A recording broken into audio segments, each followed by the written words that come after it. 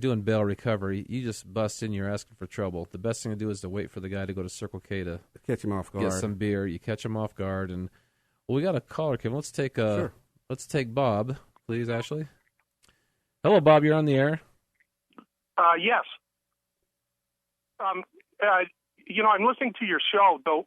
The one thing I wanted to ask you is, I'm sure you guys cost a lot of money to do. What I'm hoping you can explain to me is, what if I couldn't afford a private investigator, but I want to get some information on my girlfriend to make sure that I know whether or not if she's being faithful, because I'm seeing some signs. And I just can't afford you, honestly. I'm just wondering if you would be willing to give me some advice, either offline or online, to some areas I can go or something I can do to find out the truth without getting myself in trouble. Well, Bob, what are some of the signs that you're seeing? Like, we've been together 5.5 years, but over the last year, she seems to be very protective of her phone. And I can't understand. I'll even watch when she goes to take a shower, suddenly her phone disappears. Well, maybe she needed to take a call in the shower. They happen a lot. It's very important. Might have been the president calling. I don't know. Well, that's one of the things, Bob, that happens is a lot of times in infidelity situations, they'll start guarding their phone because sometimes they forget to delete their text messages. They have passwords on their phones where maybe they didn't have it before. And, there's less and less desktop computers now, don't you think, Kevin? There's less desktop computers. I think what it now is, since the invention of the smartphone, cheating has become so easy. I mean, they have apps on there that when a call comes in, it doesn't make a noise. You can see the little indicator or something or whatever, and they records everything for you. And you can literally leave your phone out and not rouse suspicion. But that's one of the first cases that your significant other can't take the call in front of you. They have to go outside, or they're receiving weird phone calls at odd times, that sort of thing. But I'm going to tell you the best advice I can give you, and it works every time. And I want you to listen close. Break up with them. That is the best. If you're not married to the person, and I don't know what the financial situation, whether you're living with them or not, but I would say break up with them because it causes two things. If you sit down and talk to them and say, look, I think something's going on, I don't think you're being faithful, I'm just going to let you do your thing. It causes two things to happen. Either they're going to say, okay, I don't want to lose you and straighten up, or they say, well, I was tired of you anyway, it's going to happen eventually. But either way, you got a resolution. You got your power back. You can go on with your life because it's no good living in a situation where you don't know what your significant other is doing. Yeah, it's really not. And also, Bob, if you like, go to our website. It's quantuminvestigators.com. We have some different signs of a cheating spouse, things you could kind of do on your own, or Well, and if I decided that, because I think she would catch me every time if I try to spy on her. What is the normal cost if I were to hire you to at least find out what's going on? Well, I'll tell you what, just so we don't get too we'd have to find out a lot more information about that, so feel free to give us a call off the air at 480-835-8410. That's our office number, and we'd be glad to talk with you because we have to kind of ask some personal questions. What is your website again? quantuminvestigators.com. Okay. And then there's some good information there. Call us offline because we have to ask more personal questions, which I don't want to do to you over the air. No, I understand, but I do. It's frustrating. I don't want her to see my frustration. I am scared of losing her, but at the same time, I don't want to be sharing her with somebody else. Well, no, Bob, you're better than that. You don't want that to happen. Well, Bob, the thing is, the reality is you may have already lost her. It could be just a matter of time before she says, look, because there's stages of cheating, and sometimes the last stages, they've already decided to leave you. They're just picking the best time. And a lot of times, too, when you're in a relationship and there's no love involved, people are just using you. When there's no love, they're just used to you, that sort of thing. So sometimes they can be waiting for the right time to break up with you, that sort of thing. So, good luck, and I hope everything works out. But well, believe me, you've given me a little bit of courage, but I have a feeling I'm going to be calling you. Sounds good, Bob. We'd be glad to help you out, my friend. Anyway, good show. Thanks a lot for good information. Thank you, Bob. Yeah, thanks. Okay, Kevin, why don't we take a minute and go on? We're getting close on time again, but we're trying to do a story of the week on the show, and you had a good story I'd like you to talk about. Well, the story was, I read it the other day off of AOL.com. It was a lady that she wanted to hire a nanny, and she, All right, welcome back to Undercover with Jeff Penrod. I'm your host, Jeff Penrod. I'm here with Kevin Bernard. And our call-in number, if you have any questions, rants, raves, 602-508-0960. And it looks like we have a caller. Ashley, we'll go ahead and take that caller there before we get going. All right, go ahead. You're on the air. Yeah, hello? Yes. Yeah, I talked to you earlier in the week about vandalism and vehicle damage and stuff like that, and you said get some cameras and stuff like that.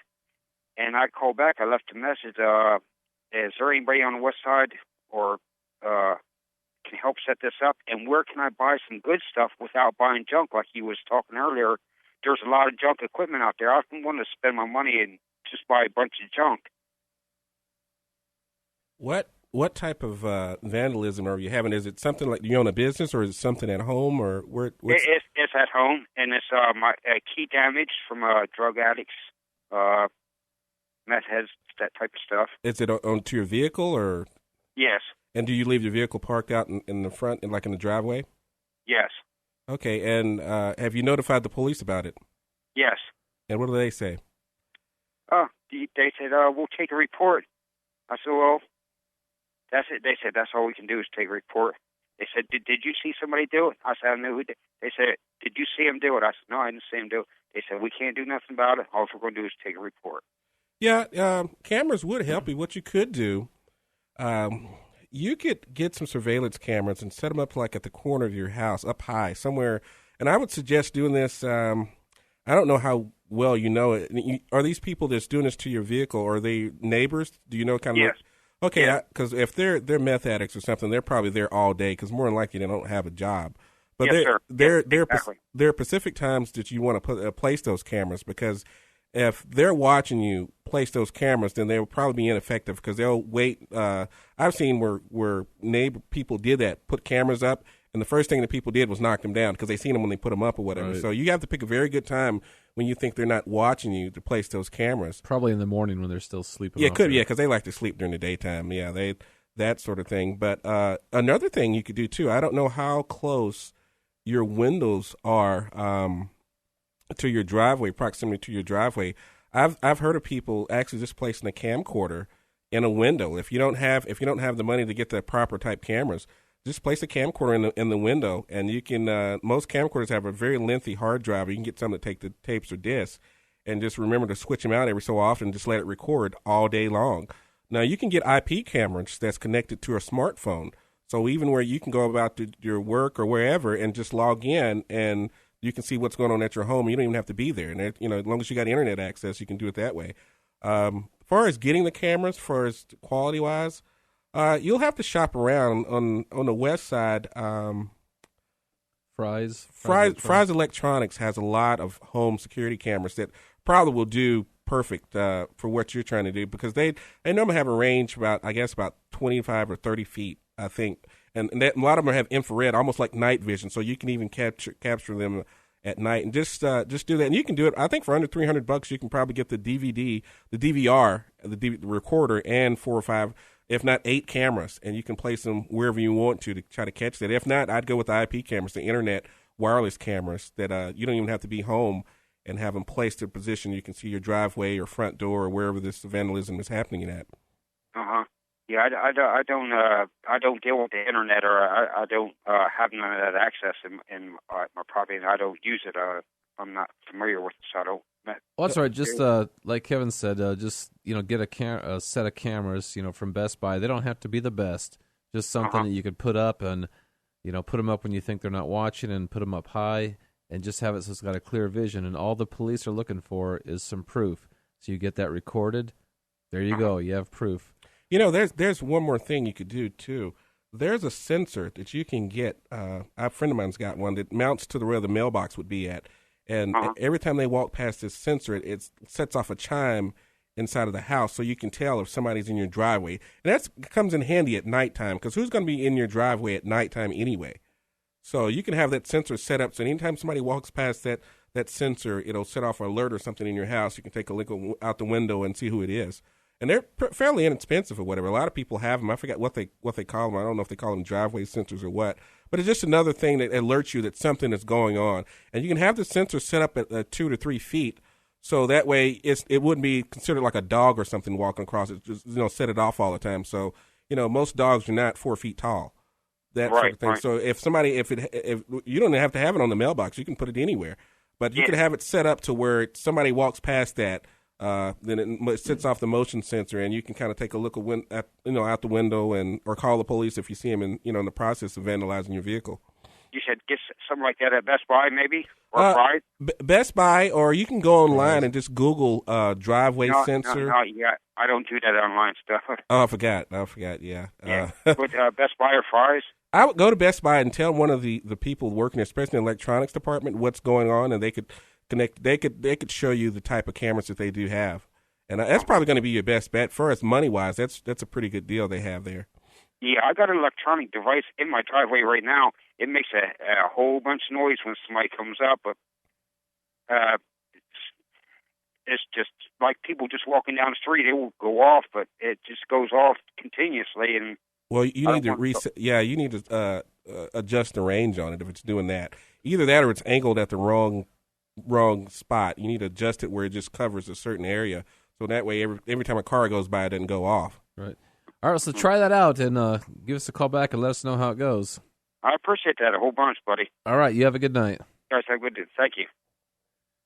All right. Go. Where is he at? He doesn't know anything about the internet. Is he in a cave or something? I guess not. Well, some people just don't get into that. I guess that's okay. But okay. It'd be tough these days, I would think. Yeah, I was thinking, like, is he afraid of the internet? It doesn't bite. All right, we're getting close to a break, and we're going to start on tonight. We're going to talk about Kevin and I were going to talk about business investigations. Now, it's important. People call up a lot of times. They'll ask us, "Hey, I need an investigation done on a certain business," and truthfully, you're not really looking at the a business is not good or bad. It's the people in it. You know what I mean? It's not right. The business itself isn't cheating anybody. It's the people behind it. So basically what people are asking us to do is to investigate the